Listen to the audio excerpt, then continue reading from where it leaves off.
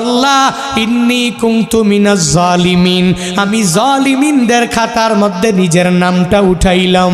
দুনিয়ার কোনো ব্যক্তি এই বিপদ থেকে আমারে বাঁচাইতে পারে না, দুনিয়ার কোনো ব্যক্তি এই মুসিবত থেকে আমাকে বাঁচাইতে পারে না। মাছের পেটে যাইয়াও ইউনুস নবী আমার মাওলারে ভুলে যায় না।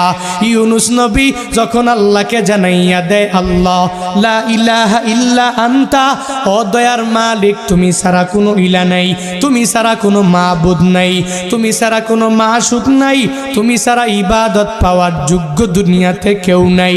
যখন ও ইউনুস নবী আমার ওই মাছের পেটের মধ্যে সিজদার মধ্যে পড়িয়া আল্লাহকে পুত পবিত্র বলে, আল্লাহ ছাড়া মাবুদ নাই এই বলে যখনই ঘোষণা দিয়া দেয় আর নিজের ব্যাপারে আল্লাহর দরবারে জানাইয়া দেয়, ও মালিক আমার ঠিক হয় নাই, নিজের নফসের উপরে জুলুম করে নিলাম, নিজের নফসের উপরে আমি নির্যাতন করে ফেললাম।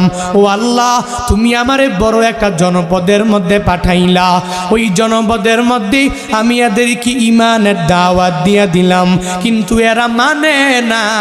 কিন্তু আমার সিদ্ধান্ত একা একা নেওয়া ঠিক হয় নাই, আমি নিজের নফসের উপরে জুলুম করেছি, নির্যাতন আমি করে ফেললাম।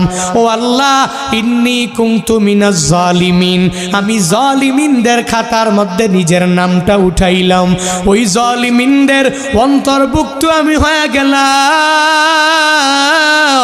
আমি জানি তুমি ছাড়া আমার মাবুদ কেউ নাই। আল্লাহ শুনে কি শুনে না?